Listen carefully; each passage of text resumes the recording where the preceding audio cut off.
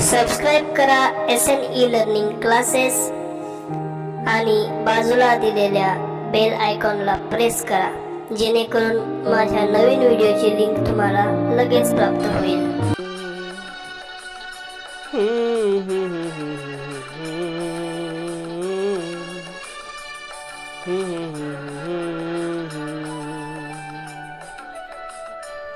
जिंदगी के सफर में बिछड़ जाते हैं जो मकाम, ओ फिर नहीं आते, ओ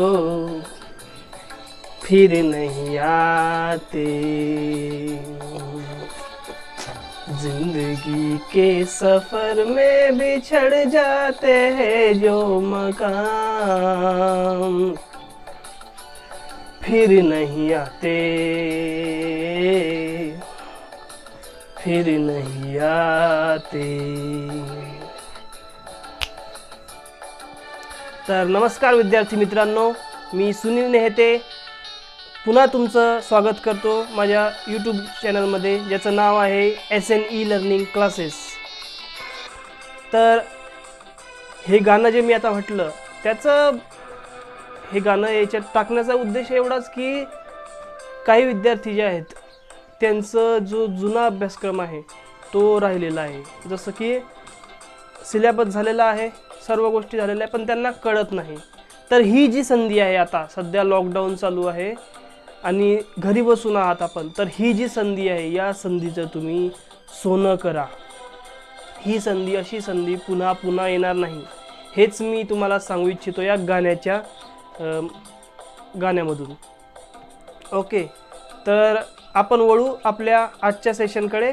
आपण मागच्या भागामध्ये most important MCQ on current electricity part 1 मध्ये आपण प्रश्न बघितले होते, 50 प्रश्न बघितले होते. तर आपण आता त्याच्या दुसऱ्या भागामध्ये त्याचे जे पुढचे प्रश्न आहेत ते घेणार आहोत.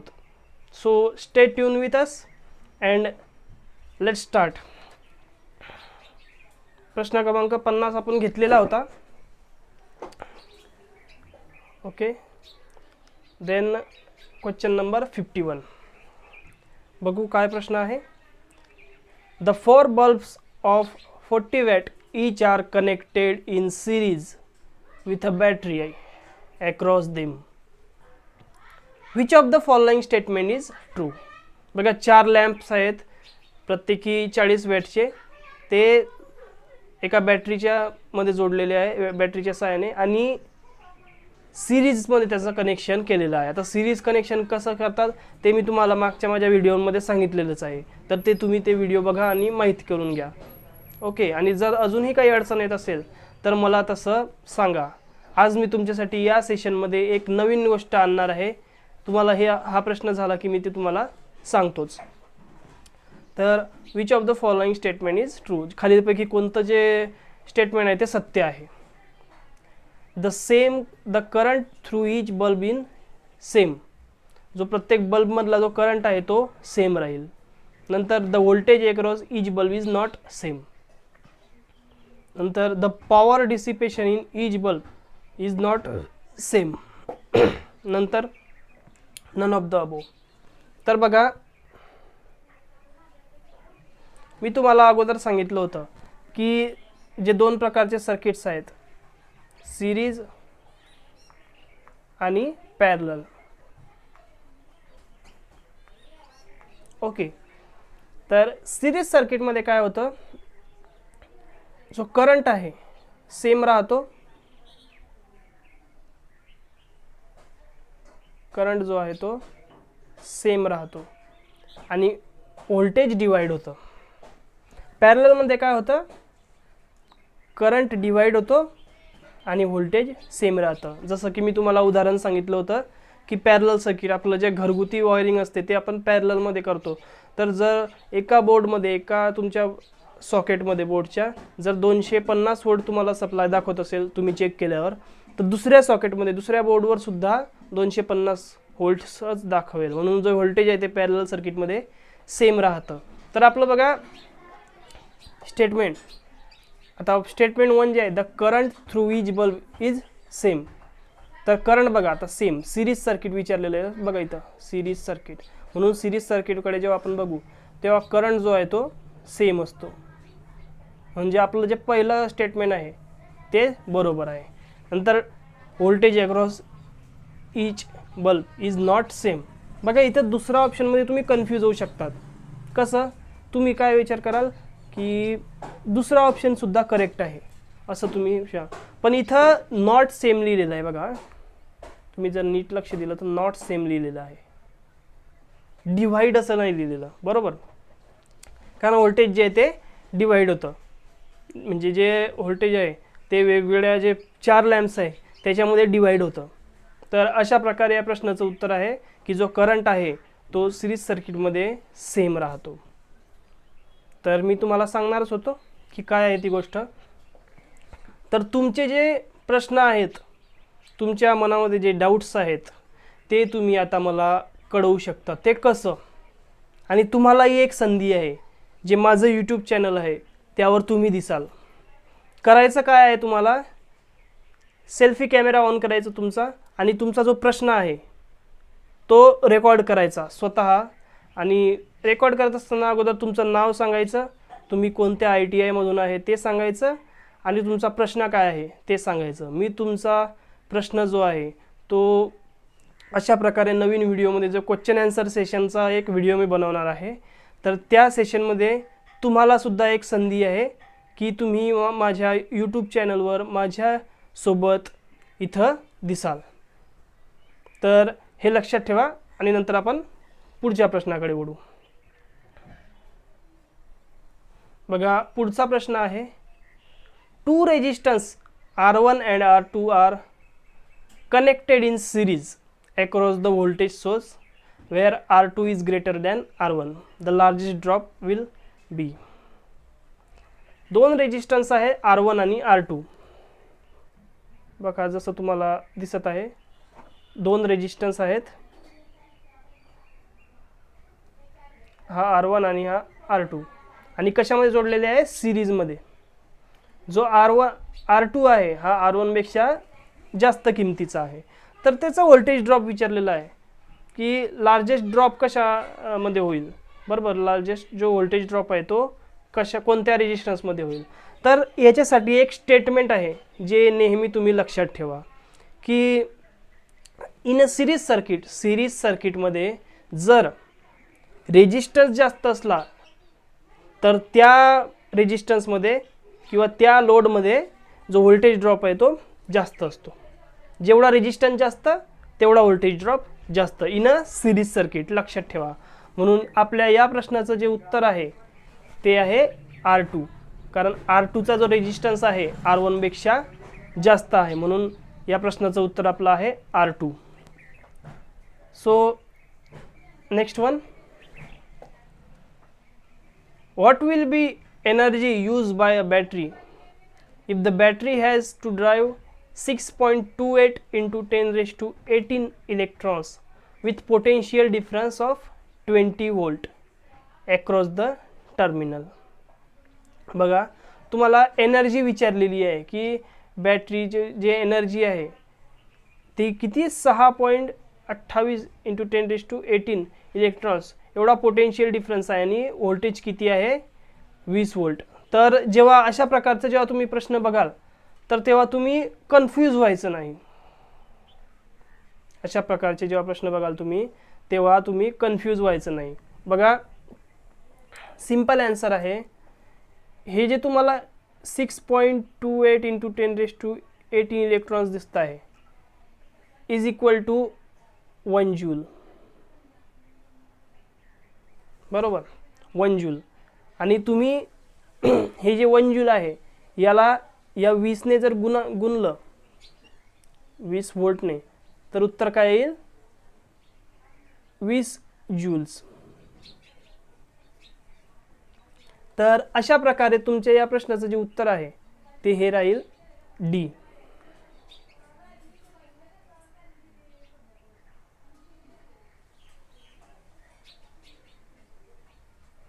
ओके, पुढच्या प्रश्नाकडे वळू आपण. A close switch has a resistance of. बघा एक क्लोज स्विच आहे, त्याचा रेजिस्टन्स विचारलेला आहे.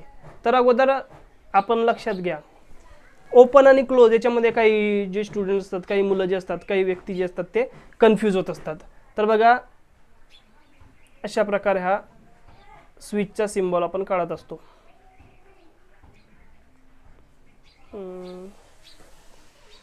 पेन व्यवस्थित चालत नाही हा. ओके,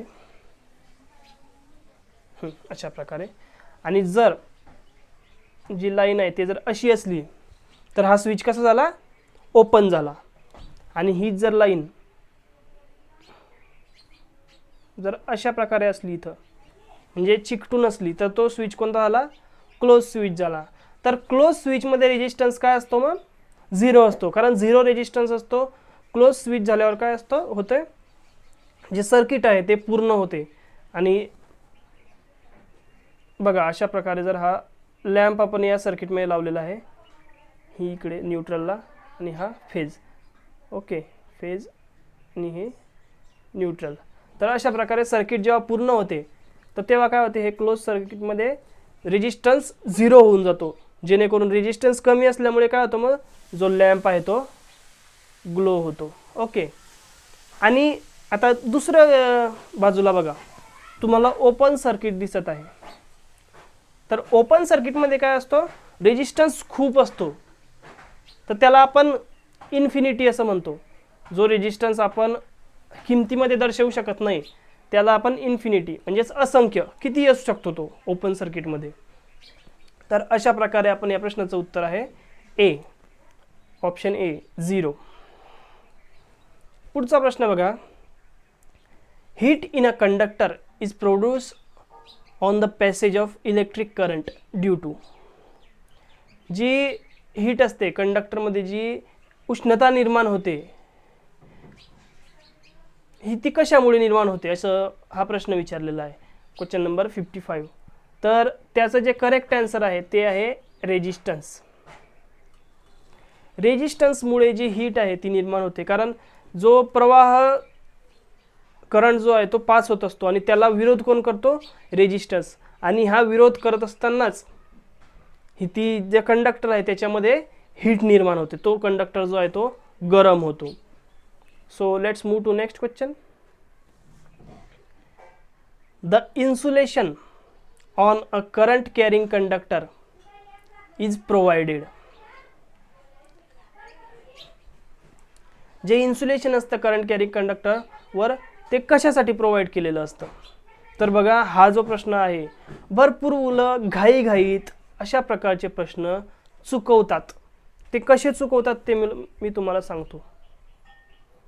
बघा मी असं का सांगू शकत आहे की भरपूर मुलं चुकवतात, आणि मी बघितलेलं आहे आणि माझ्यासोबत सुद्धा असं घडलेलं आहे. मी ऑनलाईन एक्झामिनेशनच्या कॉम्पिटिटिव्ह एक्झामच्या परीक्षाही मला चांगलाच अनुभव आहे त्यांचा, म्हणून तो टाईम कसा कव्हर करायचा आणि टाईम कव्हर करण्याच्या नादात घाईघाईमध्ये कसे आपले प्रश्न जे उत्तर असतात ते चुकत असतात त्याच्याविषयी सांगतो. आता बघा, जे इन्सुलेशन आहे ते कंडक्टरवर कशासाठी दिलेलं असतं, लगेच तुम्ही पहिला ऑप्शन बघाल, टू प्रिव्हेंट लिकेज. जो करंट आहे त्याचं लीक होऊ नये म्हणून करतात, लगेच ओके करून द्या. पुढे वाचत चला, टू प्रिव्हेंट शॉक, म्हणजे शॉक लागू नये म्हणून. जर इन्सुलेशन नसेल आणि त्याचा संपर्क जर व्यक्तीशी आला, ह्युमनशी आला, तर काय होईल, त्याला शॉक लागेल. म्हणून या प्रश्नाचं जे करेक्ट आन्सर आहे ते सी आहे, बोथ ऑफ अबोव फॅक्टर. जे वरील जे 2 फॅक्टर्स आहेत हे या प्रश्नाचं करेक्ट आन्सर आहे. तर चला वळू पुढच्या प्रश्नाकडे. The thickness of insulation provided on the conductor depends upon. जे इन्सुलेशन चढवलेलं असतं कंडक्टरवर त्याची जी थिकनेस आहे ती कशावर डिपेंड असते असं विचारलेलं आहे. तर बघा हा प्रश्न समजून घेण्याचा आहे की जर जेवढं जास्त व्होल्टेज त्या वायरमधून फ्लो होत असेल, त्या कंडक्टरमधून फ्लो होत असेल, तेवढं चांगलं, तेवढ्यात जास्त थिकनेसचं आपल्याला त्याच्यावर इन्सुलेशन चढवावं लागतं. म्हणून तुमचं जे ऑप्शन क्रमांक ए आहे, magnitude off voltage on the conductor, हे करेक्ट आन्सर आहे. जेवढं व्होल्टेज त्या कंडक्टरमधून जास्त पास करायचं आहे, तर तेवढं आपल्याला चांगल्या क्वालिटीचं इन्सुलेशन त्या वायरवर असलेलं असावं. सो पुढचा प्रश्न बघू आपण.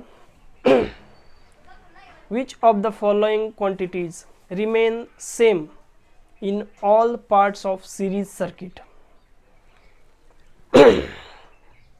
तर अशा कोणत्या क्वांटिटीज आहेत ज्या सिरीज सर्किटमध्ये सेम राहतात. आता मी तुम्हाला सांगितलं मागच्या प्रश्नामध्ये की सिरीज सर्किट आणि पॅरलल सर्किट याच्यामध्ये काय सेम राहते आणि काय डिफरन्स, काय डिवाइड होते.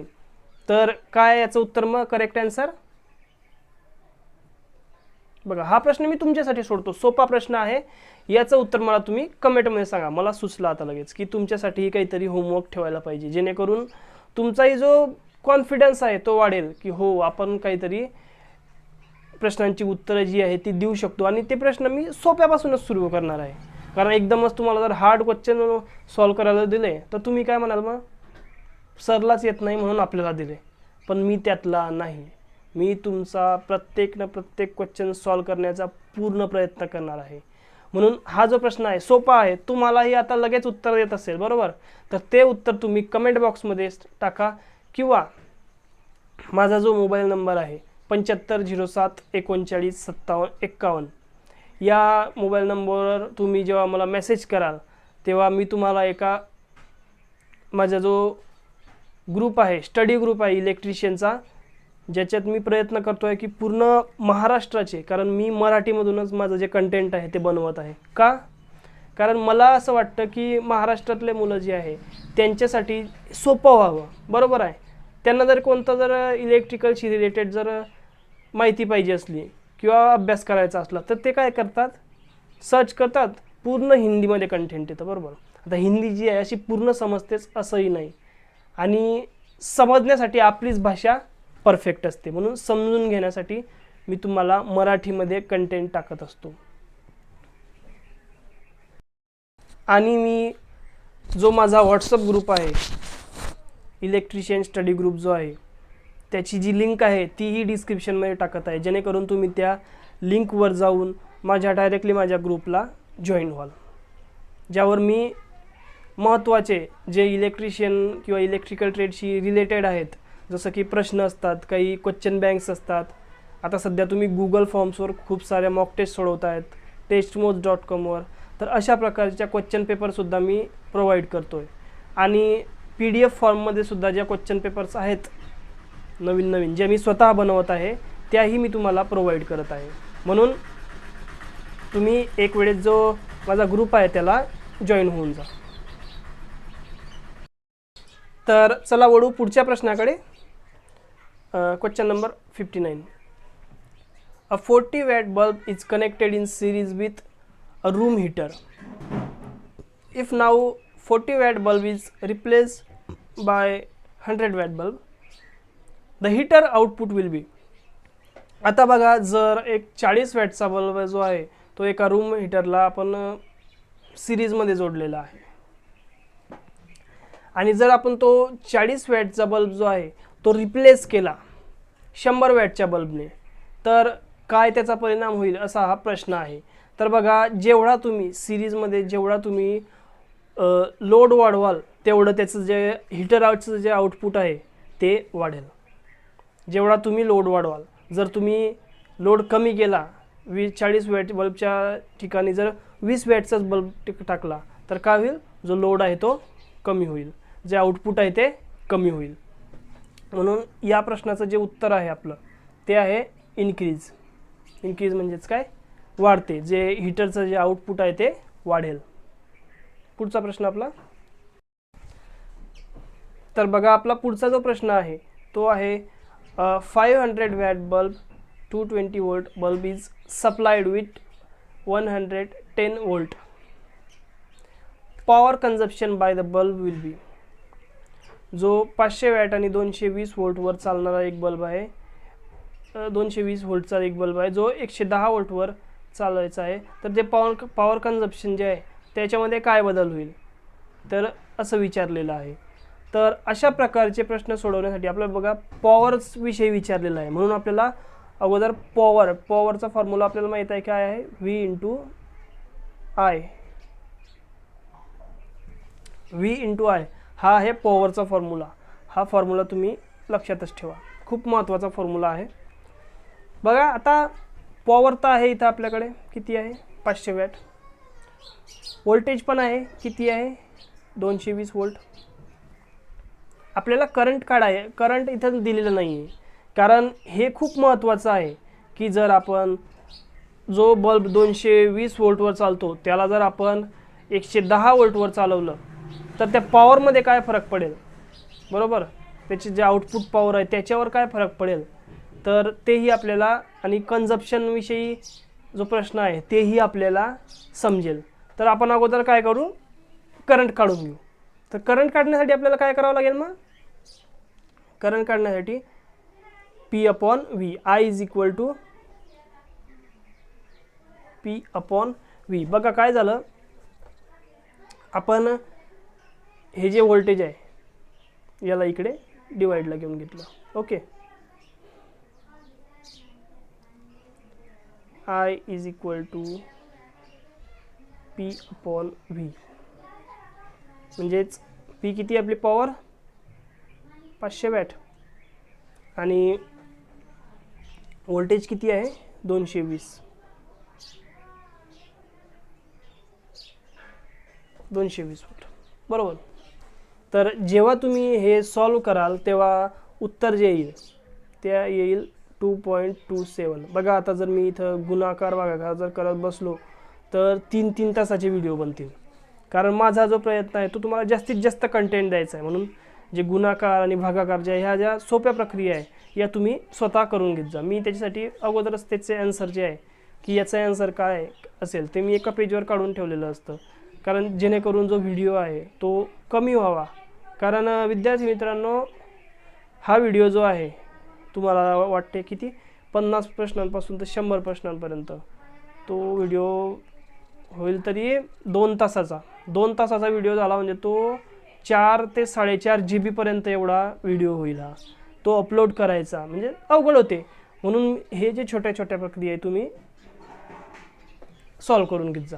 जो करंट आला आपला किती आला आता 2.27 एम्पियर. आता आपल्यासाठी सोपं झालं बघा, आपल्याला आता करंटची व्हॅल्यू माहीत झाली.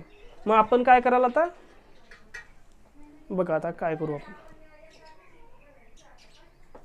आपण काय करू आता, जो P is equal to V into I formula आहे, V इंटू आय वाला जो फॉर्म्युला आहे, तर पॉवर आपल्याला काढायची आहे, बरोबर. म्हणजे P is equal to voltage किती आहे, आता सेकंड टर्ममधलं व्होल्टेज किती आलं 110 व्होल्ट आहे, आणि जो करंट आहे तो करंट किती आहे 2.27 एम्पियर, बरोबर. आता याला जेव्हा तुम्ही गुणाल, म्हणजे याचं जेव्हा तुम्ही सॉल्व कराल याला, तेव्हा 249.7 हे उत्तर येईल बघा. 249.7 म्हणजेच इज इक्वल टू 250 वॅट.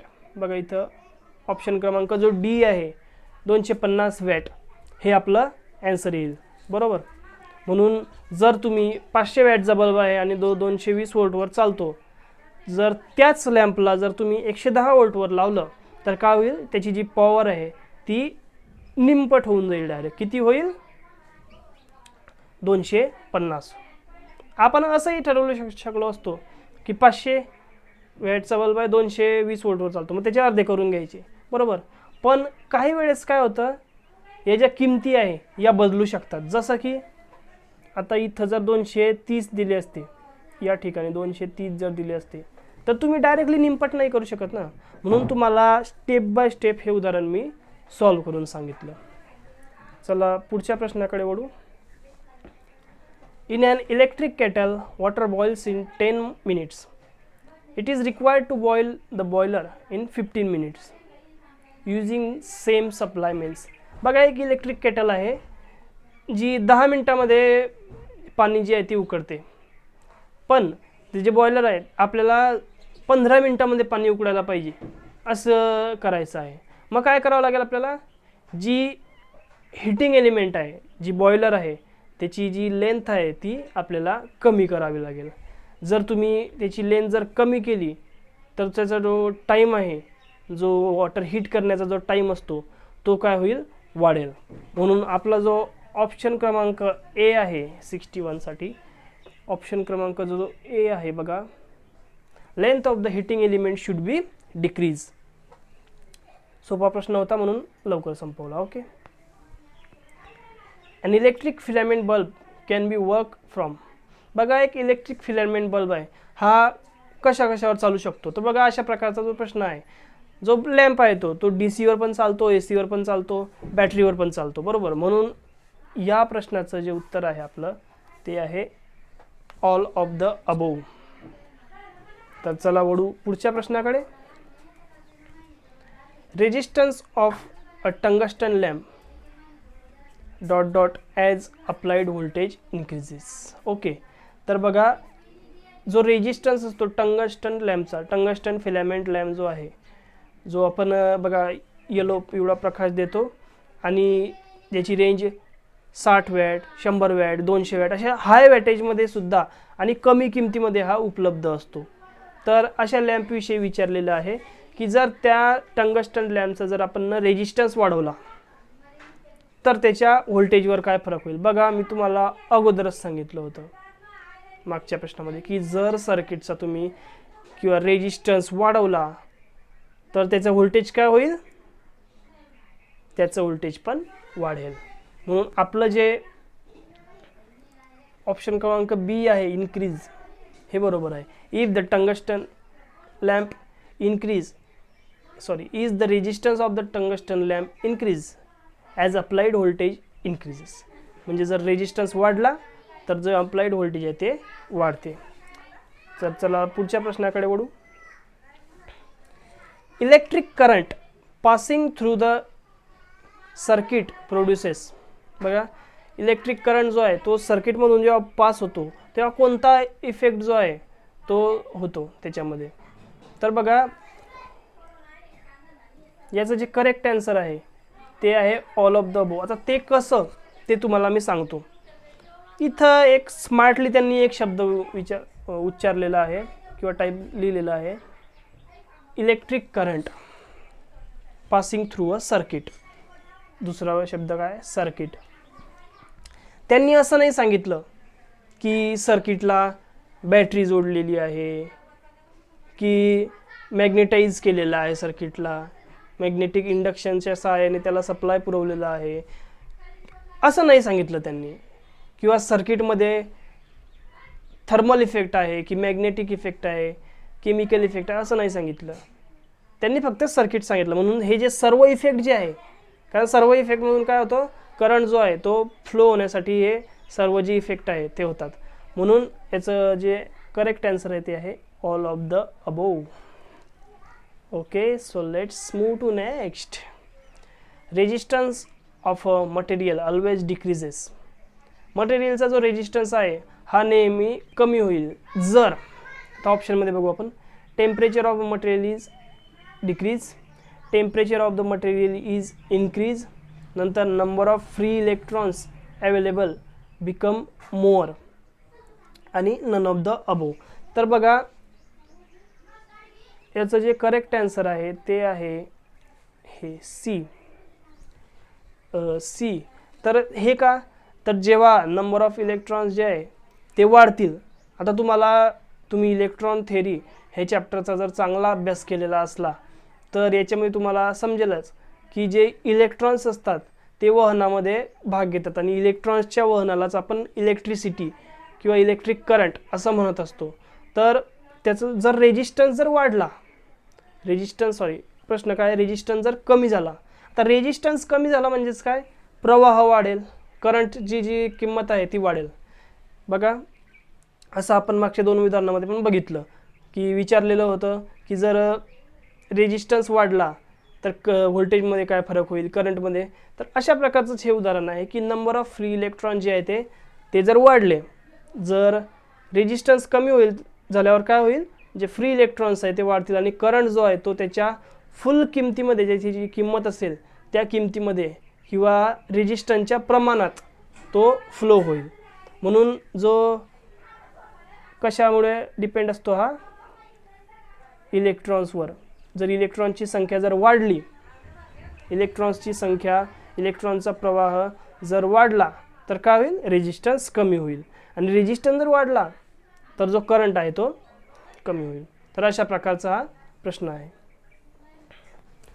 तर बघा पुढचा प्रश्न आहे, if the efficiency of a machine is to be high what should be low. विद्यार्थी मित्रांनो, हा जो प्रश्न आहे बघा, मी वेगवेगळ्या प्रकारच्या कॉम्पिटिटिव्ह एक्झाम दिलेल्या आहेत. हा जो प्रश्न आहे हा 10 पैकी 7 ते 8 क्वेश्चन पेपर्समध्ये हा प्रश्न विचारला जातो. मोस्ट पेक्षाही वरती जो असेल तो हा इम्पॉर्टंट प्रश्न आहे हा. If the efficiency of the machine is to be high what should be low. जर मशीनची जी कार्यक्षमता आहे ती जर हाय आहे, चांगली आहे, जास्त आहे, तर काय कमी असेल. तर त्याचं जे करेक्ट आन्सर आहे बघा ते आहे लॉसेस. दुसरा ऑप्शन बघायचीच गरज नाही आपल्याला.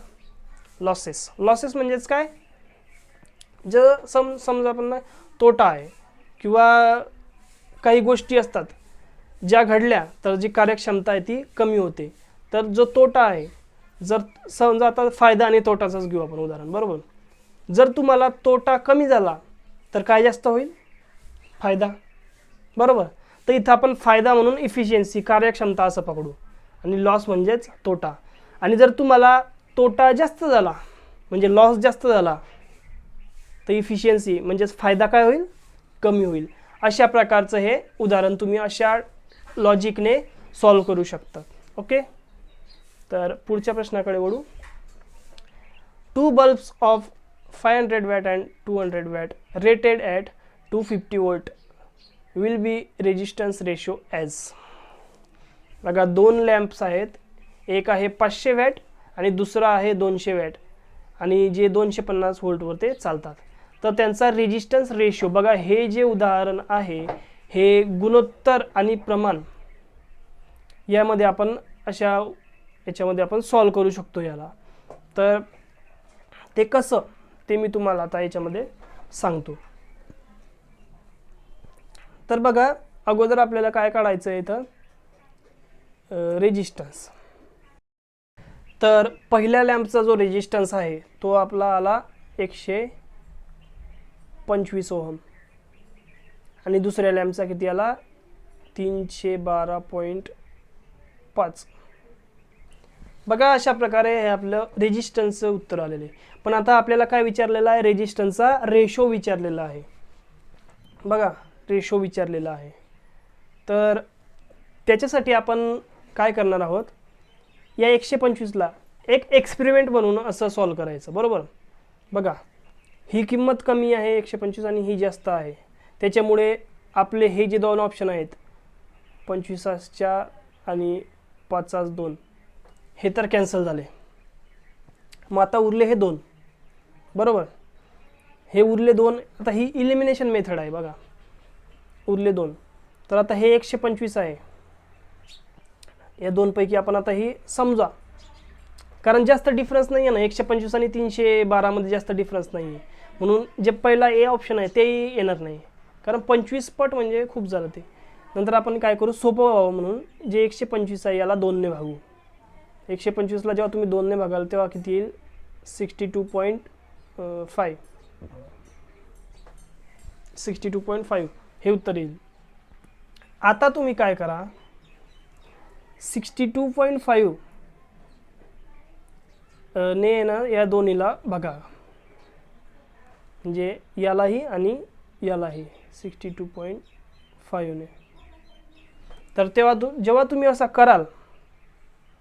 असं कराल तर तेव्हा याचं जे उत्तर येईल ते किती आहे, या इक्वेशनचं तुमचं येईल 2 वरती बघा, आणि याला जेव्हा तुम्ही भाग द्याल तर तेव्हा याचं उत्तर येईल 5. म्हणून आपलं जे ऑप्शन क्रमांक सी आहे 2/5 ते करेक्ट आन्सर आहे. सो आपलं जे आन्सर आहे ते आपल्याला मिळालेलं आहे 2/5. हे जे आन्सर आहे करेक्ट आहे. पुढचा प्रश्न बघू. अ ग्लॉस रॉड वेन रब with silk cloth it's charge because, बघा जेव्हा एक काचाचा जो दांडा असतो तो जर आपण एका सिल्की कपड्यावर जेव्हा आपण तो रब करतो, घासतो, तर तेव्हा चार्ज निर्माण होतो त्याच्यात. तर तो चार्ज जो असतो तो कशामुळे असतो, कशामुळे तो चार्ज जो आहे तो निर्माण होतो. तर त्याचं जे करेक्ट आन्सर आहे ते आपण इलिमिनेशन मेथडच्या साहाय्याने सुद्धा आपण करू शकतो. की जसं बघा चार्ज आहे, इथं डायरेक्टली चार्ज विचारलेलं आहे ना, मग आपण इथं प्रोटॉनचं काही काम नाही, ॲटॉमचं काही काम नाही, कारण हे जे आहे या छोट्या गोष्टी आहेत. चार्ज म्हणजे आपल्याला मोठ्या गोष्टी थोडं विचार करायचा. नंतर इथं इट गिव्ज अवे इलेक्ट्रॉन्स, तर हे जे आहे आपलं करेक्ट आन्सर आहे. हे जे दोन बाकीचे हे रॉंग आहेत, हे आपलं करेक्ट आन्सर आहे. It's gives away electrons. जेव्हा आपण एखादा, तर चला पुढच्या प्रश्नाकडे वळू. Whether circuit may be AC or DC, one of the following is most effective in reducing magnitude of the current. बघा सोपा प्रश्न विचारलेला की सर्किट AC असो किंवा DC असो, खालीलपैकी एक असा घटक आहे जो सर्किटच्या करंटला, जी मॅग्नेट्यूड ऑफ करंट असते, करंटची जी किंमत असते तिला कमी करण्यात किंवा त्याच्यामध्ये फरक करण्यास एक महत्त्वपूर्ण घटक आहे. तर बघा आपण सुरुवातीपासून, जेव्हापासून आपण इलेक्ट्रिसिटी चॅप्टर सुरू केलं तेव्हापासून एक गोष्ट जी आहे ती लक्षात घेतो आहे आणि समजून घेतो आहे की रेजिस्टन्स वाढला करंट कमी होतो, बरोबर, करंट वाढला रेजिस्टन्स कमी होतो, अशा प्रकारे. तर फरक जो मेन फॅक्टर आहे तो कोणता आहे, मग रेजिस्टर जो आहे हा एक महत्त्वपूर्ण फॅक्टर होऊन गेलेला आहे. सो पुढच्या प्रश्नाकडे वळू. When one leg of parallel circuit is open out, the total current will be. बघा जर पॅरलल सर्किटमध्ये एक लेग म्हणजे एक भाग, तुम्हाला समजावूनच सांगतो. बघा हे एक पॅरलल सर्किट आहे असं,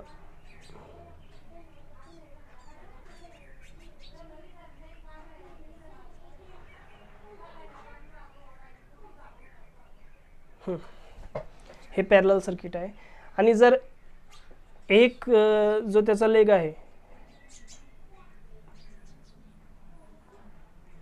ओके, एक जो लेग आहे म्हणजे एक जो सर्किट आहे एक, तो आपला ब्रेक झाला किंवा ओपन झाला. आता इथं ओपन सर्किट निर्माण झालं असं समजा तुम्ही, म्हणजे हे जे वायर्स आहेत या वेगळे झाल्या किंवा तुटल्या किंवा बल्ब आपण काढून घेतला, बल्ब काढल्यामुळे ही ओपन सर्किट निर्माण होईल, बरोबर.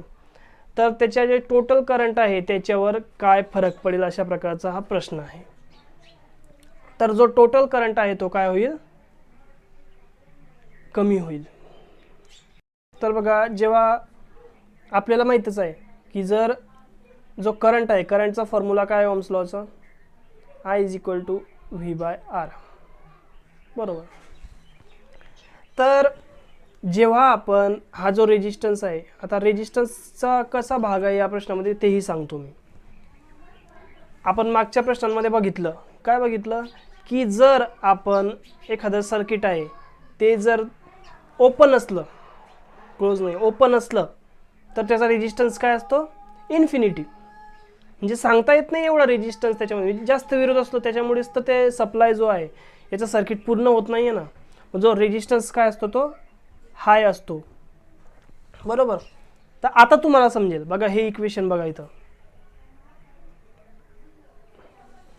बरोबर. जर तुम्हाला 1% जरी गणित येत असेल, आता मी बोलत नाही, 1% जरी गणित येत असेल तर तुम्हाला हे प्रश्न जो आहे हा समजत असेल की जर हा रेजिस्टन्स, सपोज मी तुम्हाला उदाहरणा म्हणूनच सांगतो की I जो आहे हा आहे 2, करंट 2 एम्पियर आहे, व्होल्टेज जे आहे ते आहे 6 व्होल्ट, आणि रेजिस्टन्स जो आहे तो किती येईल, मग 3 ओहम.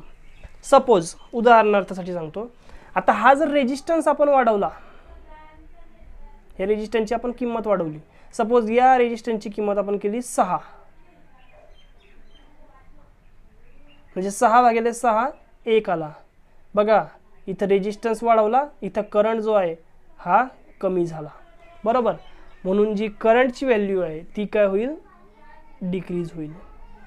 बघा समजण्यासाठी थोडं हार्ड आहे, पण जेव्हा एक वेळेस तुम्हाला समजेल तेव्हा तुम्ही अशा प्रकारचे जे कोणतेही उदाहरणं हो ट्रिकी ट्विस्टी क्वेश्चन विचारत असतात क्वेश्चन जे कॉम्पिटिटिव्ह एक्झाम आहे त्याच्यामध्ये, तर तेथा आपल्याला आपली स्मार्टनेस जी आहे ती दाखवावी लागते. तर चला वळू आपल्या पुढच्या प्रश्नाकडे. बघा पुढचा प्रश्न आहे, 2 lamps 100 watt and 40 watt are connected in series across 230 volt alternating current. Which of the following statement is correct. दोन लॅम्प आहेत, एक आहे 100 वॅटचा आणि एक आहे 40 वॅटचा. 230 व्होल्ट सप्लायवर AC सप्लायवर ते जोडलेले आहेत सिरीजमध्ये. तर कोणता जो लाईट आहे, जो लॅम्प आहे तो जास्त जळेल, ब्राईट जळेल असं विचारलेलं आहे. तर ऑप्शनमध्ये काय दिलेलं आहे, 100 वॅट लॅम्प, नंतर एक 40 वॅट लॅम्प, नंतर दोन्ही जळतील, नंतर 40 वॅटचा फ्यूज होऊन जाईल असं दिलेलं आहे. पण सिरीज सर्किट आहे आणि आपल्याला माहीत आहे की सिरीज सर्किटमध्ये ज्या लोडचा रेजिस्टन्स जास्त असतो, ज्या लोडचा रेजिस्टन्स जास्त असतो तो जो लॅम्प आहे तो जास्त जळतो. समजलं. तर आपण सॉल्व करू. आता बघू आपण कोणत्या लोडचा रेजिस्टन्स जो आहे तो जास्त आहे. तर ते बघण्यासाठी आपल्याला अगोदर एक एक जो उदाहरण आहे ते सॉल्व करावं लागेल. जसं की पहिल्या याच्यात P दिलेला आहे 40 watt. P is equal to V into I. आता इथं I दिलेलं नाही आहे म्हणून आयचा फॉर्म्युला आपण इथं पुटअप करू, V/R. म्हणजेच टोटल फॉर्म्युला काय होईल, हा V आणि हा V/R.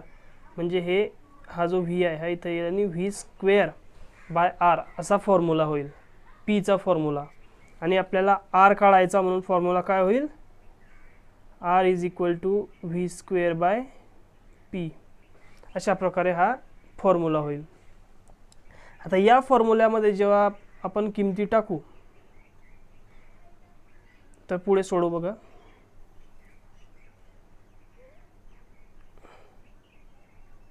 R is equal to V²/P अशा प्रकारे आलं. तर V² म्हणजे किती आलं ते 230 गुणिले 230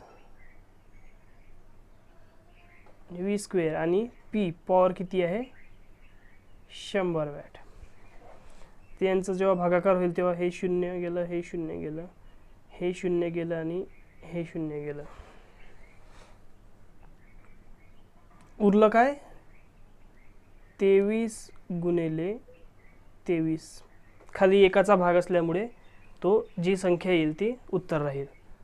आता 23 गुणिले 23 किती झाले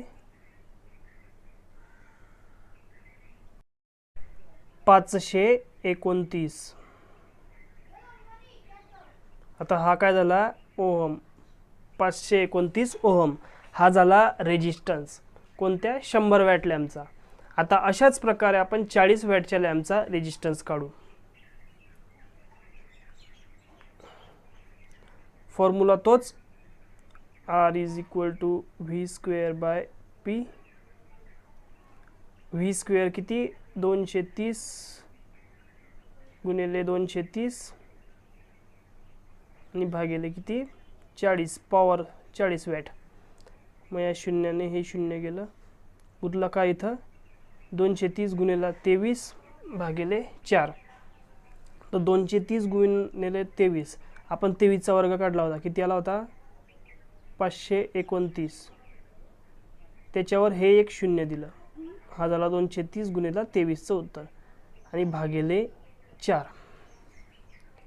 आता जेव्हा तुम्ही हे उदाहरण सोडवाल, ही जी टर्म सोडवाल तुम्ही 5290 भागिले 4, ही जेव्हा तुम्ही टर्म सोडवाल तेव्हा उत्तर येईल 1322 ओहम, 1322 ओहम. तर बघा आपला या लॅम्पचा रेजिस्टन्स आला होता, या लॅम्पचा आपला रेजिस्टन्स काय आला होता 529 आणि या लॅम्पचा किती आला 1322. तर अगोदरच सांगितल्याप्रमाणे सिरीज सर्किटमध्ये जर रेजिस्टन्स जास्त असला तर काय होतं, जो लॅम्प आहे तो ज्या लॅम्पचा रेजिस्टन्स जास्त तो लॅम्प जास्त ग्लो करतो. म्हणून लॅम्प जो 40 वॅटचा लॅम्प आहे हा ब्राईट होईल. म्हणून ऑप्शन जो आपला बी आहे 40 वॅट लॅम्प विल ग्रो ब्राईटर हे करेक्ट आन्सर आहे. ओके, पुढचा प्रश्न घेऊ. Resistance of 220 volt and 100 watt lamp will be. आता इथं रेजिस्टन्स काढायचा आहे आपल्याला, व्होल्टेज दिलेला आहे आणि पॉवर दिलेली आहे. सेम फॉर्म्युला आपण मागच्या उदाहरणामध्ये जो वापरला तो काय, R is equal to V square by P. R is equal to V square by P. म्हणून 220 गुणिले 220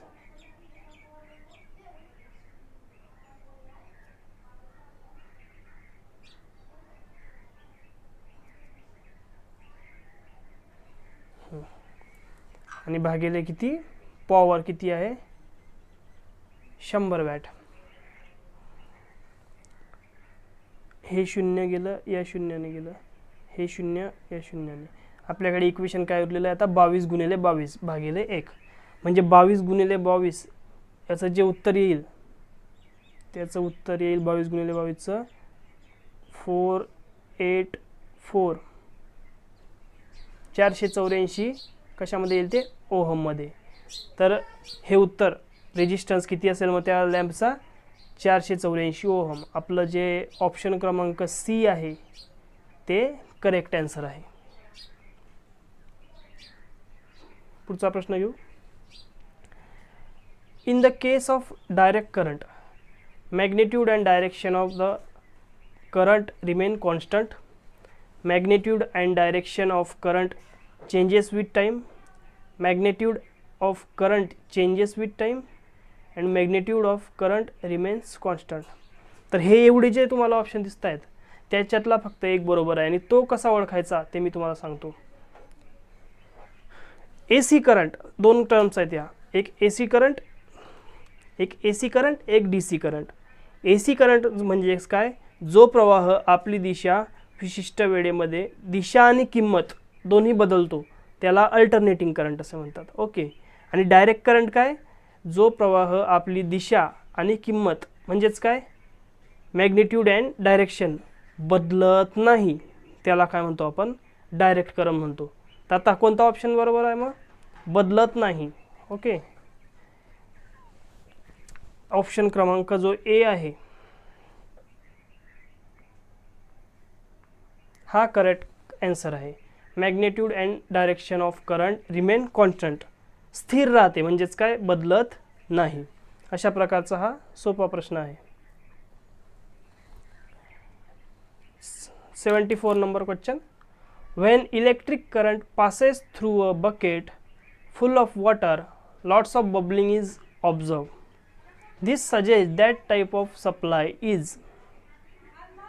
आता इथं दिलेलं आहे की जेव्हा इलेक्ट्रिक करंट एका बकेटमध्ये पाणी भरलेलं आहे, एका बकेटमध्ये पाणी भरलेलं आहे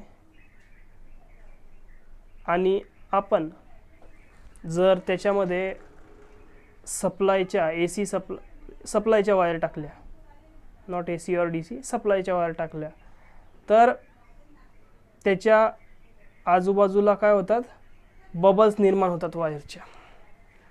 तर तो सप्लाय कोणता आहे, तर तो जो सप्लाय आहे हा DC सप्लाय आहे. DC सप्लाय ओळखण्याची जी पद्धत आहे ती 4 पद्धती असतात.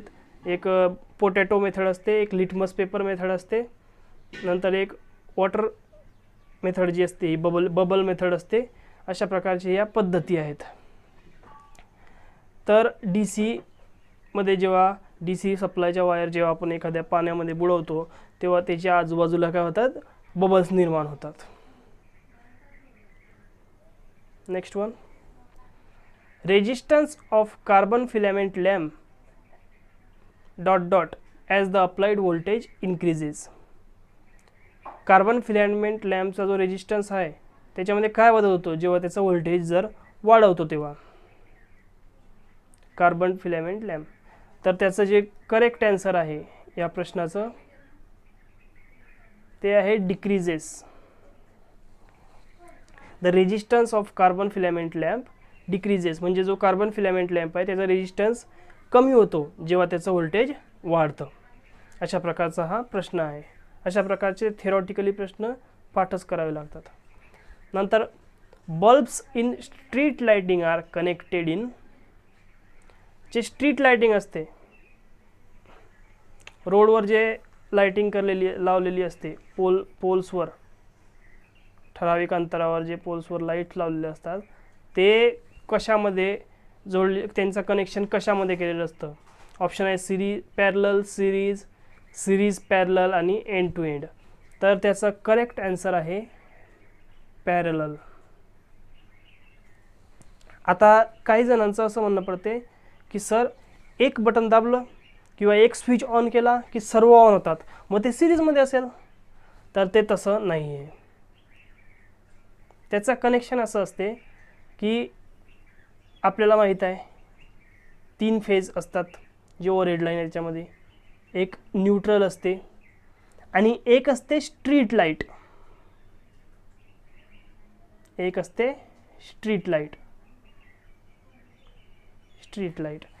तर जेव्हा जे लॅम्प असतात, आता हा इथं एक लॅम्प आहे समज आणि इथं एक लॅम्प आहे, तर त्या लॅम्पची एक वायर स्ट्रीट लाईटच्या याला आणि एक वायर न्यूट्रलला जोडलेली असते डायरेक्टली. एक याला आणि एक याला अशा प्रकारे जोडलेली असते. आणि जेव्हा मेन स्विच इथून ऑन केला जातो, त्याचा जो मेन पॉईंट आहे तिथून, तेव्हा फक्त जो स्ट्रीट लाईट आहे त्याचा जो फेज आहे तो ऑन होतो. त्याच्यामुळे ते जे लॅम्प आहे एकाच वेळेस सर्व लॅम्प लागतात. म्हणून जे बल्ब असतात स्ट्रीट लाइटिंगचे ते पॅरललमध्ये जोडलेले असतात. Don't confuse. Okay. Next, for testing appliances the wattage of the test lamp should be. जेव्हा अप्लायन्सेस आपण टेस्ट करतो तेव्हा त्या टेस्ट लॅम्पचं वेटेज कसं पाहिजे. तर एकदम सोपा प्रश्न आहे हा. जो टेस्ट लॅम्प आहे त्याचं जे वेटेज आहे ते ऑलवेज हाय पाहिजे. जास्तात जर लो वॅटेजचे लॅम्प घेतला किंवा लो वॅटेजचा घेतला किंवा डी जो ऑप्शन दिला आहे कोणताही, असं कोणताही नाही चालत. किंवा कमी किंवा एकदम कमी लॅम्प असंही चालणार नाही, कारण आपण टेस्टिंग करतो. कमी जास्त व्होल्टेज त्याच्यामध्ये होत असते, जेणेकरून तो जो लॅम्प आहे कमी वॅटेजचा जर घेतला आपण तर काय होईल, तो बर्नआउट होण्याची शक्यता असते. म्हणून हाय वॅटेजचा जो लॅम्प आहे तो वापरला जातो. पुढचा प्रश्न आहे, copper wire of certain length and resistance is drawn out to 3 times its length without change the volume. The new resistance of the wire becomes. एक कॉपर वायर आहे, ठराविक लांबीची आणि ठराविक तिचा रेजिस्टन्स आहे. तर काय आलं, तिला गुणिला 3 म्हणजे त्याचा व्हॉल्यूम जो आहे, म्हणजे ते मटेरियल जो आहे ते तेवढंच ठेवलं, पण त्याला ठोकपीट करून त्याची जी लेंथ आहे किंवा मशिनरीजमध्ये यूज करून त्याची जी लेंथ आहे ती 3 पट वाढवली. ते म्हणजे त्याचे तार बनवून, त्याचा तार बनवून काय झालं, त्याची जी लेंथ आहे ते 3 पट वाढवली. तर त्याच्या रेजिस्टन्समध्ये काय फरक पडेल असा प्रश्न हा विचारलेला आहे. तर लक्षात घ्या, जर तिची लेंथ जर 3 पट वाढवलेली आहे, जर तिची लेंथ 3 पट वाढवलेली आहे तर तिचा रेजिस्टन्स जो आहे तो 9 पट वाढेल. 3 × 3 डायरेक्ट 9 पट जो त्याचा रेजिस्टन्स आहे तो वाढेल. Next, when the resistance element of the heater fuses and then we reconnect it after removing a portion of it, the power of the heater will.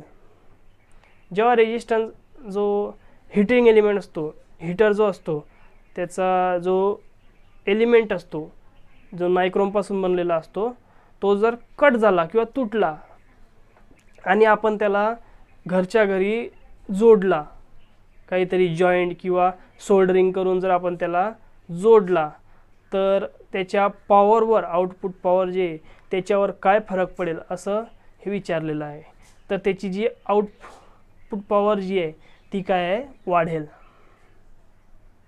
कारण त्याचा जो करंट आहे तो वाढेल, म्हणून जी आउटपुट पॉवर आहे ती वाढेल. Next, 1 microvolt is. इथं मायक्रोव्होल्ट विचारलेलं आहे बघा. 1 मायक्रोव्होल्ट म्हणजे किती व्होल्ट. तत्पूर्वी आपण बाकीच्या ही गोष्टी या प्रश्नासोबत सॉल्व करू. जसं की 1 किलो व्होल्ट बरोबर किती होतं, 1000 व्होल्ट. 1 किलो व्होल्ट बरोबर 1000 व्होल्ट. तसंच 1 mega volt is equal to 1 × 10⁶ volt, म्हणजे एकावर 6 व्होल्ट. तसंच 1 मिली व्होल्ट, 1 मिली व्होल्ट बरोबर 1 × 10⁻³ किलोला +3 व्होल्ट असतो, 1 × 10⁻³ आणि मिली व्होल्टला 1 × 10⁻³ व्होल्ट असं असतं. तर या प्रश्नाचं उत्तर आहे मायक्रो. मायक्रो त्याच्यापेक्षाही 3 पट हे असते, म्हणून या प्रश्नाचं उत्तर आहे 1 × 10⁻⁻6 व्होल्ट. हे जे ऑप्शन आहे हे करेक्ट आन्सर आहे. Next, 3 identical resistors are first connected in parallel and then connected in series. The resultant resistance of the first combination to the second will be. आता हा जो आहे तुमचा IQ लेवल टेस्ट करण्याचा प्रश्न आहे की किती इंटेलिजंट आहात तुम्ही. बरोबर, की 3 रेजिस्टन्स आहे ते अगोदर पॅरललमध्ये जोडले आणि नंतर सिरीजमध्ये जोडले. तर पॅरललचा अगोदर व्यवस्थित बघा काय दिलेलं आहे, the resistance of the first combination to the second, म्हणजे पॅरललचं आणि सिरीजचं जो डिफरन्स आहे तो विचारलेला आहे की किती फरक होईल, द रिझल्टंट रिझल्ट.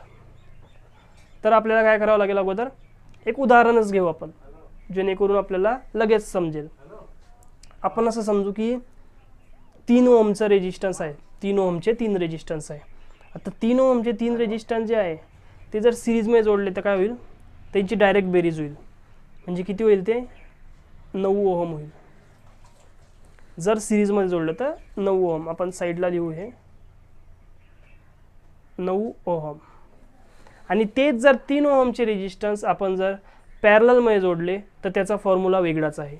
जसं की आपण आता 1/RT इज इक्वल टू 1/3 + 1/3 + 1/3 अशा प्रकारे हे उत्तर येईल. जसं की आपण बघू शकता, तर कॉमन जर 3 घेतला तर वरती काय येईल 1 2 3, म्हणजेच वरती पण 3 येईल, वरती पण 3 येईल, म्हणजे याचं उत्तर काय येईल 1. याचं उत्तर येईल 1. आणि आता आपल्याला 2 गुणोत्तर भेटली आहे. पहिल्याचं कॉम्बिनेशनचं किती आला आपला रिझल्ट 9 ओहम आणि दुसऱ्याचा किती आला 1 ओहम. बरोबर, तर विचारलं काय आहे अगोदर ते लक्षात घ्या. अगोदर विचारलं काय आहे ते लक्षात घ्यायचं आणि मग निर्णयाला जायचं. आपल्याला विचारलं आहे की फर्स्ट कॉम्बिनेशनचं सेकंडशी काय आहे कॉम्बिनेशन आहे, म्हणजे काय फरक आहे. फर्स्टचा सेकंडशी विचारलेला आहे, फर्स्टचा सेकंडशी, म्हणून त्याचं जे उत्तर येईल ते काय आहे, हे 1/9 टाइम्स. जो फर्स्ट आहे तो सेकंडशी किती 1/9 टाइम्स एवढा जास्त आहे. Okay, next, which method can be use for absolute measurement of resistance. रेजिस्टन्सला मोजण्यासाठी कोणती पद्धत जी आहे ती वापरली जाते, अशा प्रकारचा हा प्रश्न आहे. तर त्याचं जे उत्तर आहे मेन ते आहे व्हीटस्टोन ब्रिज मेथड. आता ओहम्स लॉ जी मेथड आहे ती याच्यात येऊ शकत नाही, कारण ओहम्स लॉ जी ही थेरॉटिकली मेथड झाली. आपल्याला प्रॅक्टिकली ॲब्सोल्यूट मेथड पाहिजे, ॲब्सोल्यूट मेजरमेंट करायची आहे, म्हणून व्हीटस्टोन ब्रिज मेथड जी आहे ही इथं करेक्ट आन्सर आहे. Next question, ohm's law is not applicable for. आता ओहम्स लॉचे काही लिमिटेशन्स आहेत. आपण एक प्रश्न मागे पण बघितला याचा, की ओहम्स लॉ व्हॅक्यूम ट्यूब्सला म्हणजे ॲप्लिकेबल नाही आहे. आणि अजून त्याचा एक ड्रॉबॅक आहे, जसं की लिमिटेशन आहे, ती आहे सेमीकंडक्टर. सेमीकंडक्टरचं जेव्हा कनेक्ट केले जातात सर्किटमध्ये तेव्हा ओहम्स लॉ ॲप्लिकेबल होत नाही. ओहम्स लॉ सपोर्ट करत नाही या सेमीकंडक्टर्सला. Okay, next, specific resistance of the substance is measured in. जो स्पेसिफिक रेजिस्टन्स आहे सबस्टन्सचा तो त्याचं युनिट विचारलेलं आहे, कशामध्ये तो मोजतात असं विचारलेलं आहे. तर त्याचा करेक्ट आन्सर जे आहे ते ओहम मीटर हे आहे. स्पेसिफिक रेजिस्टन्स जे आहे ते ओहम मीटरमध्ये मोजतात. स्पेसिफिक रेजिस्टन्सचा जो सिम्बॉल आहे तो आहे असा, त्याला काय म्हणतो आपण, सिग्मा नाही, RHO, रो असं आपण त्याला म्हणतो. स्पेसिफिक रेजिस्टन्स जो युनिट काय आहे ओहम मीटर, त्याचा सिम्बॉल आहे रो, त्याचा सिम्बॉल अशा प्रकारे काढला जातो. Okay, next one, temperature coefficient of resistance is expressed in terms of. बघा आता टेम्परेचर कोएफिशियंटचे किती सारे प्रश्न आलेत बघा, यातला एक ना एक प्रश्न तुम्हाला परीक्षेला नक्की येणार आहे. म्हणून तुम्ही हे जे टेम्परेचर कोएफिशियंटचे उदाहरणं आहेत त्यांच्याकडे व्यवस्थित लक्ष द्या. तर त्याचा करेक्ट आन्सर जे आहे हे तुम्हाला लक्षातच ठेवावं लागेल. ओहम पर ओहम डिग्री सेल्सिअस, ऑप्शन क्रमांक सी जे आहे ते त्याचं करेक्ट आन्सर आहे. Ohm per ohm degree Celsius. Next, which of the following materials has list resistivity. खालीलपैकी कोणता असं मटेरियल आहे ज्याचा जो रेजिस्टन्स आहे, रेजिस्टिव्हिटी जी आहे म्हणजे विरोध करण्याची क्षमता, प्रवाहाला विरोध करण्याची क्षमता, ती काय आहे, लिस्ट, सर्वात कमी आहे, म्हणजे तो विरोध करत नाही. तर त्याचा करेक्ट आन्सर आहे कॉपर. बघा आपण कॉपरचे जे वायर्स आहे या सर्व वायरिंग वर्क्समध्ये वापरतो, कारण त्याचा रेजिस्टन्स जो आहे तो कमी आहे, तो गुड कंडक्टर आहे म्हणून. Next, the weight of an aluminium conductor as compared to a copper conductor, identical cross sectional of the same electrical resistance is. Aluminium कंडक्टरचं आणि कॉपर कंडक्टरचं जे वेट आहे ते विचारलेलं आहे. आपण बघा आपल्या याच्यात म्हण आहे की असं विचारतात, कॉमेडीमध्ये विचारतात की सांग रे बाळा 1 किलो कापूस 1 किलो लोखंड काय जड, असं विचारतात ना. तर तशा प्रकारचा हा प्रश्न आहे की कंटेनर जे आहे म्हणजे जो मेटल आहे तो सारख्या आकाराचा आहे पण त्याचं वजन जे आहे ते वेगवेगळं आहे. तर तशा प्रकारचा हा प्रश्न आहे. तर त्याचं करेक्ट आन्सर जे आहे ते आहे 50%. म्हणजे जर सारख्याच आकाराचं जर तुम्ही कॉपर आणि ॲल्युमिनियम घेतलं, जर ॲल्युमिनियम 1 किलो भरलं, ॲल्युमिनियम जर 1 किलो भरलं तर कॉपर 2 किलो भरेल, जर कॉपर 1 किलो भरलं ॲल्युमिनियम अर्धा किलो भरेल. अशा प्रकारचा हा प्रश्न आहे. लक्षात ठेवा, महत्त्वाचा प्रश्न आहे. An open register when checked with an ohm meter reads. बघा ओपन रेजिस्टर आहे आणि तो जर आपण ओहम मीटरने चेक केला तर त्याचं रीडिंग काय असेल. आता बघा जेव्हा रेजिस्टन्स कनेक्टेड असतील तेव्हा त्याचं रीडिंग मिळेल, काहीतरी ओहम्स असं रीडिंग मिळेल. पण जर ते ओपन असतील तर त्याच्यामध्ये काय रेजिस्टन्स जो आहे तो खूप सारा आहे, जास्त प्रमाणात विरोध राहील. म्हणून त्याचं जे शब्दामध्ये आपण त्याला म्हणू शकतो इन्फिनाइट रेजिस्टन्स तो राहील. म्हणून त्याचं करेक्ट आन्सर आहे option B, infinity. All good conductors have high. जे सर्व प्रकारचे जे चांगले कंडक्टर आहेत, गुड कंडक्टर आहेत, जसं की कॉपर, ॲल्युमिनियम, सिल्वर, हे जे गुड कंडक्टर आहेत त्यांच्यामध्ये काय हाय पाहिजे. तर सोपा प्रश्न आहे, काय हाय पाहिजे. कंडक्टन्स म्हणजे प्रवाह वाहून नेण्याची क्षमता जी आहे ती जास्त पाहिजे. बाकीचे रेजिस्टन्स, रिलक्टन्स, थर्मल कंडक्टिव्हिटी ह्या गोष्टी हाय नको, पण कंडक्टन्स जो आहे तो व्हेरी हाय पाहिजे. Okay, next. The number of electrons in the outermost orbit of carbon atom. जो कार्बन ॲटम आहे त्याच्या बाह्य कक्षेत किती इलेक्ट्रॉन्स असतात. बघा कार्बनचं विचारलेलं आहे. कार्बन, तर कार्बनचा जो ॲटॉमिक नंबर आहे तो आहे 6. म्हणून त्याच्या पहिल्या कक्षेत 2 आणि दुसऱ्या कक्षेत 4. आपल्या प्रश्नाचं उत्तर आलेलं.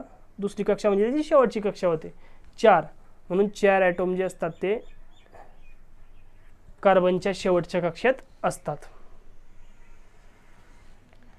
With 3 resistances connected in parallel, if each dissipates 20 watt, the total power supplied by the voltage source is equal to.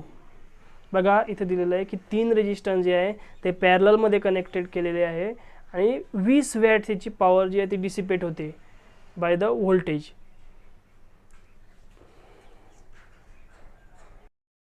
बघा इथं पॉवर विषयी विचारलेलं आहे.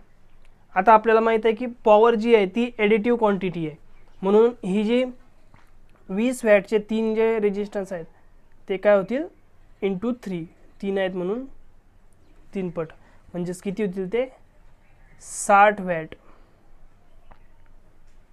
60 वॅट त्याचं उत्तर येईल. म्हणजे जी पॉवर आहे ती ॲड होते. जसं की एक 100 वॅटचा बल्ब आपण घेतला, एक 40 वॅटचा बल्ब घेतला, तर टोटल पॉवर किती झाली 140 वॅट. तर अशा प्रकारचं हे उदाहरण आहे. सोपं आहे पण समजावं लागेल. पुढचा प्रश्न आहे 3 conductors in parallel have the values of G1 2000 मायक्रोम हो, G2 3000 मायक्रोम हो अँड G3 4000 मायक्रोम हो. The total conductance will be. आता या उदाहरणामधल्या अगोदर सर्व टर्म्स बघून घ्या. सर्व टर्म्स कशा आहेत. आता हा जो G आहे, G हा सिम्बॉल जो आहे हा कंडक्टन्सचा सिम्बॉल आहे. Conductance, the ability to flow the electric current. Okay, कंडक्टन्सचा सिम्बॉल आहे G. त्याच्या विरोधामध्ये काय रेजिस्टन्सचा सिम्बॉल काय आहे R. अक्षराने आपण दर्शवतो त्याला. त्याचा जो युनिट आहे ते काय आहे रेजिस्टन्सचा ओहम आहे आणि कंडक्टन्सचा म्हो आहे. त्याचंच उलटं सर्व हे जे दोन्ही टर्म आहे एकमेकांना विरुद्ध आहे. जसं की इथं ओहम आहे OHM, तर इकडे त्याचं उलटं MHO. समजून चुकलं असेल तुम्हाला आता की सर्व जी गोष्टी आहेत त्या उलट्या आहे याच्यामध्ये. तर आता पॅरललमध्ये जोडलेलं आहे. उदाहरणाकडे वळू आपण. तर हे जे 3 कंडक्टन्स आहे ते पॅरललमध्ये जोडलेले. तर आपण जर रेजिस्टन्सचा अभ्यास केलेला असेल तर आपल्याला माहीत आहे जर रेजिस्टन्स जर सिरीजमध्ये जोडला तर आपण काय करतो त्यांची ॲडिशन करतो. नंतर जर पॅरललमध्ये जोडला तर आपण 1/RTचा फॉर्म्युला वापरतो. आता ही झाली रेजिस्टन्सची गोष्ट. पण कंडक्टन्स काय आहे त्याच्या विरुद्ध आहे. जसं की जर कंडक्टन्स जर सिरीजमध्ये जोडला आणि त्याचं कॅल्क्युलेशन करायचं असलं तर 1/G असं येते. आणि जर तो पॅरललमध्ये जोडला तर याच्या विरुद्ध हे 1 आहे ना directly G1 + G2 plus G3 up to GN अशा प्रकारे याचं उत्तर येते.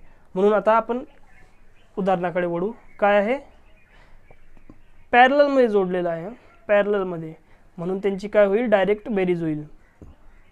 G1 plus G2 plus G3 is equal to काय येईल, GN GT. Okay, total conductance. Okay, तर यांची बेरीज करायची आहे. तर बेरीज किती येईल, ते 2000 प्लस 3000 झाले 5000 आणि हे 4000, 5 आणि 4 9000. तर जे उत्तर आलं किती आलं आपलं, C 9000 micro mho, MHO mho. Okay, good. पुढचा प्रश्न बघा. If I, R and T are the current, resistance and time respectively, then according to Joule's law heat produced will be proportional to. बघा, डायरेक्टली इथं आपल्याला joules law विचारलेला आहे की H, joules लॉमध्ये जी heat आहे, जूल्स लॉमध्ये जी हीट आहे H, H जी आहे तिचा फॉर्म्युला काय आहे तो विचारलेला आहे. तर त्याचा फॉर्म्युला आहे H is equal to I square RT. म्हणून आपलं जे ऑप्शन ए आहे ते करेक्ट आहे. तर या रूलप्रमाणे कंडक्टरमध्ये सप्लाय दिल्यावर जी हीट निर्माण होते ती करंटच्या वर्गास रेजिस्टन्स आणि टाईम यांच्या समप्रमाणात असते, असं या नियमाचा जूल्स लॉ त्याला म्हणतात. Next one. 3 6 ohm resistors are connected to form a triangle. What is the resistance between any two corners? समजण्याचं उदाहरण आहे, अगोदर समजून घेऊ. 3 रेजिस्टन्स आहेत,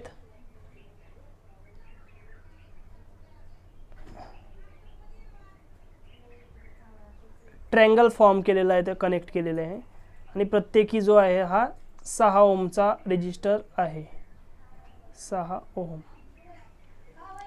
ओके, आणि ते कशात जोडलेले आहे बघा, आपल्याला आता दिसत आहे कशात जोडलेले आहे. तर सपोज हे जे पॉवर लाईन आहे इथून सप्लाय द्यायचं आहे.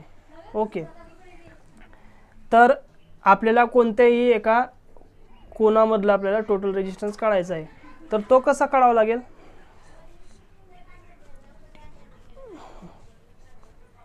तर तो काढण्यासाठी आपल्याला काय करावं लागेल, टोटल रेजिस्टन्स जेव्हा काढू आपण तेव्हा तो काय येईल,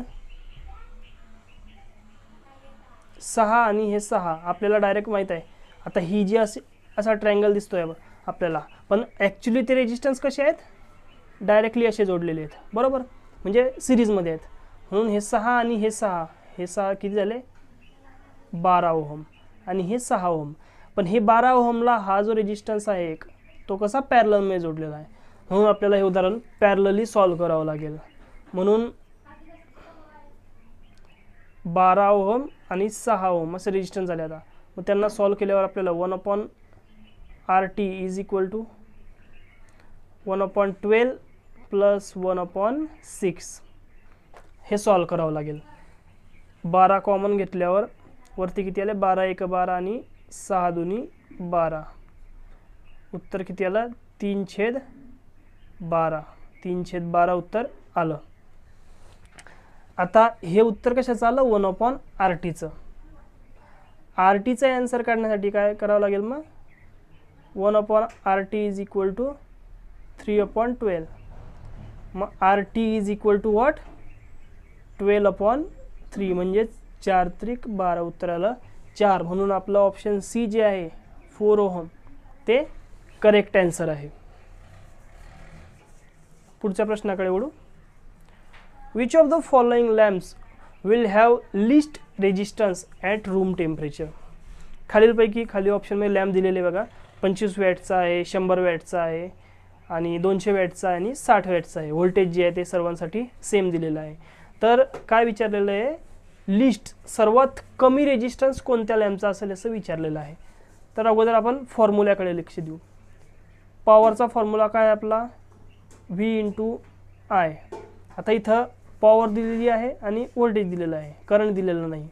म्हणून हा जो करंट आहे याला आपण कन्वर्ट करू, आयचा फॉर्म्युला बदलू, व्ही बाय आर.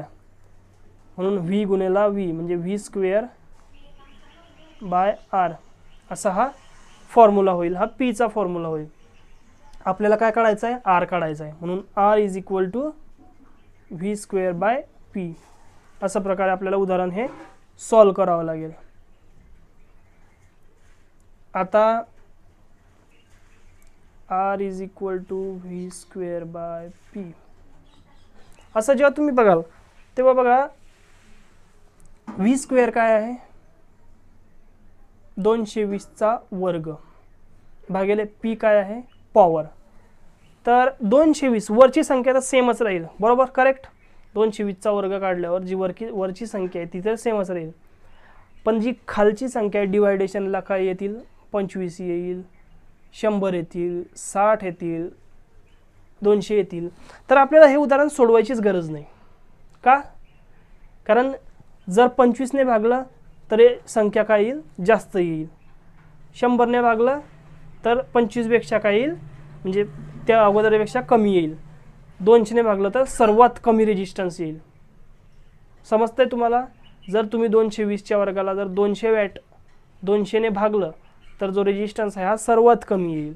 म्हणून आपलं जे ॲन्सर आहे ते आहे 200 वॅट आणि 220 व्होल्ट. हा जो लॅम्प आहे याचा रेजिस्टन्स जो आहे हा सर्वात कमी राहील, बिकॉज त्याची पॉवर जी आहे ती जास्त आहे. Okay. Nichrome wire is an alloy of. Nichrome wire जी आहे ती अलॉय कशाचं जे मिश्रण आहे असं विचारलेलं आहे. हा प्रश्न मी मुद्दाम रिपीट केला, मागच्या एका सिरीजमध्ये सुद्धा मी हा प्रश्न घेतलेला होता, पण हा प्रश्न महत्त्वाचा इम्पॉर्टंट प्रश्न आहे, प्रत्येक वेळेस विचारला जातो कोणत्या ना कोणत्या एक्झाम्समध्ये, म्हणून मी मुद्दामच या प्रश्नाला परत रिपीट घेतलेला आहे. तर प्रश्नाचं उत्तर आहे chromium and nickel, nickel and chromium याचं हे ॲन्सर आहे. त्याच्यामध्ये काय असतं, निकेल जे आहे ते 80% असतं, नंतर क्रोमियम जो आहे तो 19% क्रोमियम असतो, आणि इथं दिलेलं नाही आहे पण ऑप्शनमध्ये कधी कधी असू शकते Fe, 1% Fe असतो, म्हणजे लोह जो असतं ते Fe 1% असतं. जर ते असेल तर ठीक दिलेलं, नाही तर निकेल आणि क्रोमियम हे जे आहे हे मिश्रण नायक्रोम वायरचं आहे. पुढचा प्रश्न, when a voltage of 1 volt is applied a circuit allows 1 microampere current to flow, the conductance of the circuit is. 97चं आहे प्रश्न बघा. जेव्हा 1 volt व्होल्टेज जे आहे ते एका सर्किटला 1 microampere एवढा करंट फ्लो होतो, तर त्याचा कंडक्टन्स किती आहे एवढं विचारलेलं आहे. तर त्याचा कंडक्टन्स किती आहे, 1 micromho.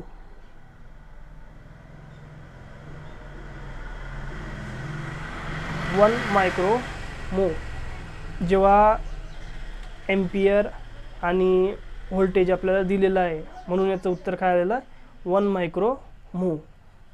1 micro इकडे दिलेलं आहे, मायक्रो एम्पियर करंट आलेला आहे, आणि 1 micromho हे काय आलेलं आहे, कंडक्टन्स आलेलं आहे.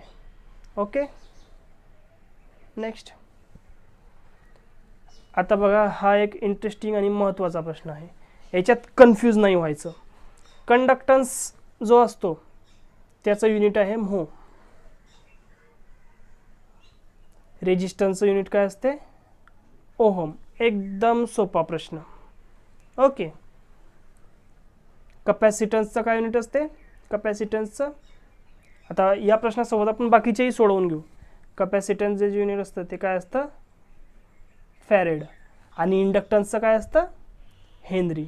अशा प्रकारे हे क्रॉस दिलेलं आहे, म्हणून हे बाकीचे जे खालचे आहे हे चुकीचे ऑप्शन आहेत, आणि हा जो ए ऑप्शन आहे हा करेक्ट ऑप्शन आहे. Next. 1 angstrom is equal to, 1 angstrom is equal to, हा प्रश्न आपल्याला पाठच करायचा आहे ॲज इट इज. तर 1 angstrom is equal to 10⁻⁻10 m. Okay. 1 angstrom is equal to 10⁻⁻10 metre. पुढचा प्रश्न, 1 newton metre is same as, 1 newton metre जो आहे हा कशाच्या बरोबर आहे? तर ही एक वाक्यच आहे, तुम्हाला विचारू शकतात परीक्षेत, महत्त्वाचं आहे की 1 newton metre is equal to 1 joule, 2 newton metre is equal to 2 joule. तर इथं 1चं विचारलं आहे म्हणून काय 1 जूल. इथं जे आन्सर येईल ती किती येईल 1 जूल. तर अशा प्रकारे आपण ही करंट इलेक्ट्रिसिटी या चॅप्टरवरचे महत्त्वाचे 100 MCQ बघितले. तर हे जे MCQज आहेत तुम्हाला जेव्हा तुम्ही एक वेळेस बघाल, जे न्यूमेरिकल्स आहेत, जेव्हा तुम्ही एका वेळेस सोडवाल तेव्हा तुम्हाला थोडं म्हणजे नवीन असल्यासारखं वाटेल ते, की फॉर्म्युले पाठ नसतात, कसे वापरायचे ते माहीत नसतात. पण जर तुम्ही रिपीटली ह्या व्हिडिओ बघितला तर तुम्हाला तो कॉन्सेप्ट जो आहे तो पूर्ण क्लिअर होऊन जाईल. आता तुम्हाला माहीतच आहे की पुस्तकी जो अभ्यास आहे, पुस्तकं वाचण्यापेक्षा डिजिटल अभ्यासाकडे जास्त लक्ष दिलं जात आहे. म्हणून जेव्हा आपण एक पिक्चर किंवा एक सिरियल किंवा एक नाटक जे आपण टी व्हीवर किंवा मोबाईलवर एक वेळेस बघतो तर काय होते, आपल्या माइंडमध्ये ते एकदम फिट बसून जाते. पण त्याच ठिकाणी जर आपण 10 पेज पुस्तकाचे वाचतो तरी आपलं पुस्तकातलं लक्षात राहत नाही, है की? मग त्याच्यामुळे आपल्याला अशाच प्रकारे डिजिटल स्टडी करायची आहे, जेणेकरून आपला जो स्कोअर आहे हा पुढे कॉम्पिटिशनच्या युगात आपण प्रत्येकाला, जे आपले कॉम्पिटिटर आहे त्यांना टक्कर देऊन जो जॉब आहे, जॉबसाठी आपण कॉम्पिटिशन करतो बरोबर, तर ती अचीव करू. म्हणून याच व्हिडिओसोबत आणि या प्रश्नासोबत आपण आजचा हा व्हिडिओ संपवू. पुढच्या व्हिडिओमध्ये भेटू. तोपर्यंत काळजी घ्या स्वतःची आणि घरच्यांची. धन्यवाद.